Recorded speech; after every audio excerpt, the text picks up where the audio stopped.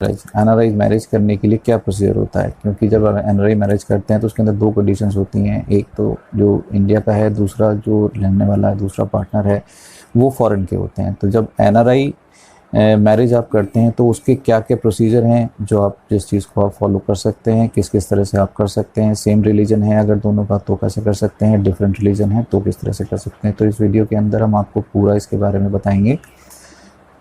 Documents क्या क्या लगेंगे, उम्र कितनी होनी चाहिए और क्या प्रोसीजर आप फॉलो कर सकते हैं। तो पूरी वीडियो को एंड तक ज़रूर देखिएगा। एनआरआई मैरिज करते हैं जब जिस टाइम एनआरआई मैरिज होती है, यानी कि एक जो कपल है, कपल में से कोई भी एक वो इंडिया का सिटीज़न है और दूसरा जो कपल है वो फॉरेन का एनआरआई है, फॉरेनर है, वहाँ का सिटीज़न है। तो अब इसके लिए डॉक्यूमेंट्स की क्या ज़रूरत पड़ती है। डॉक्यूमेंट्स जो इंडिया के हैं, इंडिया के जो कपल है जो इंडिया का रहने वाला है उसके लिए ID proof, address proof, age proof, मतलब कि आपका पासपोर्ट हो गया या आपका आधार कार्ड है, आपका वोटर कार्ड है, आपका ड्राइविंग लाइसेंस है, आपका बर्थ सर्टिफिकेट है, आपका हाई स्कूल सर्टिफिकेट है, इन्हीं में से ही आईडी प्रूफ, एड्रेस प्रूफ और एज प्रूफ लिया जाता है। ये तो हो गया उनकी बात जो इंडिया के रहने वाले हैं।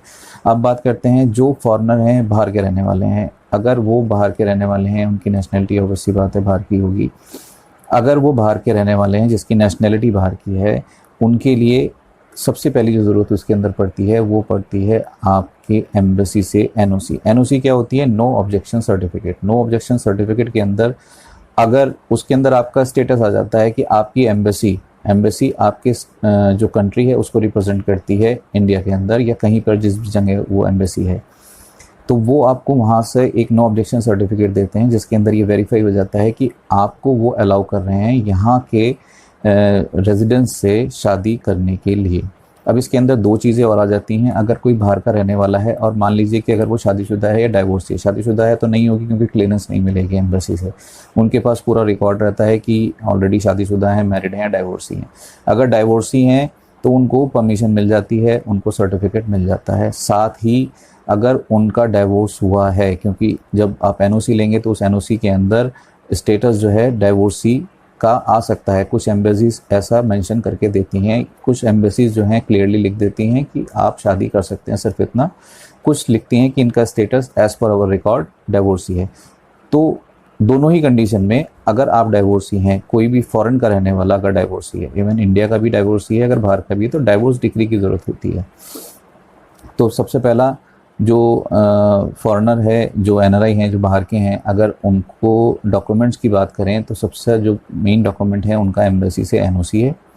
एनओसी के बाद अगर डाइवोर्सी हैं तो डाइवोर्स की जो डिक्री है वहाँ से फाइनल हुआ हो, जहाँ से आपके जिस कोर्ट से फॉरेन में, उसकी डाइवोर्स की डिक्री ओरिजिनल कॉपी। और जो एनओसी है वो तो आप अगर वो यहाँ पर आ रहे हैं तो यहाँ पे आके भी ले सकते हैं, यहाँ एम्बेसी में अप्लाई करके यहाँ से। कुछ लोग वहीं से लेकर आते हैं, वहाँ से भी ले सकते हैं, कुछ लोग यहाँ से भी लेते हैं। तो ये दोनों जगह कहीं से भी आप इसमें ले सकते हैं।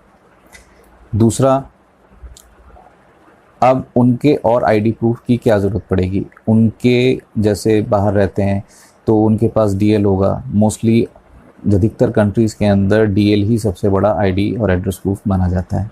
तो डीएल होगा उनका, ऑब्वियसली बात है। पासपोर्ट होगा, पासपोर्ट के अंदर वैलिड वीज़ा होना चाहिए।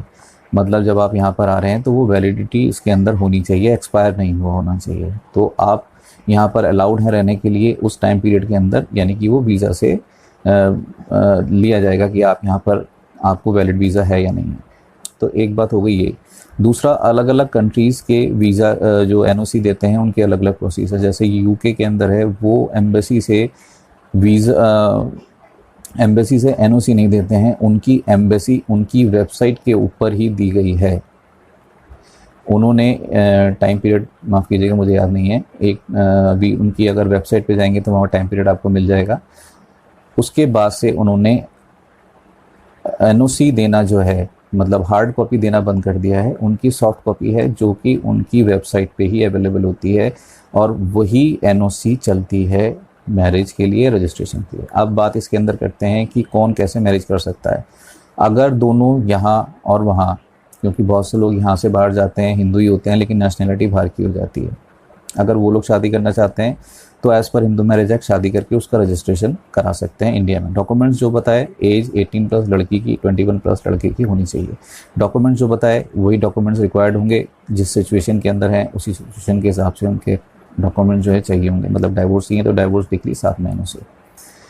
अब अगर डिफरेंट रिलीजन के हैं तो आप कैसे कर सकते हैं, या तो आप कन्वर्ट करके, कोई भी एक किसी भी धर्म में कन्वर्ट करके अगर करना चाहता है तो वो उसके अंदर कन्वर्ट करके भी अपनी शादी उस रिचुअल के हिसाब से करके फिर उसको रजिस्टर करा सकते हैं। जो प्रोसेस यहाँ पर होगा उसके हिसाब से उसको फॉलो किया जाएगा। दूसरा, अगर आप दोनों चाहते हैं कि आपने कोई रिचुअल नहीं करना, इवन आप दोनों अगर हिंदू हैं, आप दोनों अलग रिलीजन से हैं, आप लोग अगर चाहते हैं कि आपने कन्वर्जन नहीं करना और शादी या रिचुअल्स जो हैं ये सब चीज़ें नहीं करनी, तो आप as per special marriage act, क्योंकि यहाँ पर कोर्ट मैरिज जो है वो स्पेशल मैरिज एक्ट में ही गवर्न होती है, आप उसके अंदर भी जो नोटिस पीरियड टाइम उसका होता है 30 डेज़ का नोटिस पीरियड टाइम होता है, 30 डेज़ के अंदर आप उस शादी को कर सकते हैं। उसके अंदर किसी रिचुअल का सर्टिफिकेट नहीं मिलेगा। अगर आप लोग सेम रिलीजन से हैं तो उसके अंदर एक रिचुअल का सर्टिफिकेट मिलता है। हिंदू हैं तो वो आर्य समाज से होगी, सिख हैं तो गुरुद्वारे से होगी, मुस्लिम है तो उसका में निकाह होगा और उसके बाद उसका सर्टिफिकेट मिलेगा। ये तो आपके हो गया आपका रिचुअल सर्टिफिकेट। उसके बाद उसका रजिस्ट्रेशन होता है, जो शॉर्ट प्रोसेस मैंने आपको बताया, ईजीएस्ट प्रोसेस जो रहता है। जो आप 30 डेज़ वाला करते हैं, स्पेशल मैरिज एक्ट में करते हैं, उसके अंदर 30 डेज़ का नोटिस पीरियड टाइम होता है, तो उसमें 30 to 40 डेज़ का टाइप आप मान के चलें, नॉर्मली इतना लग जाता है।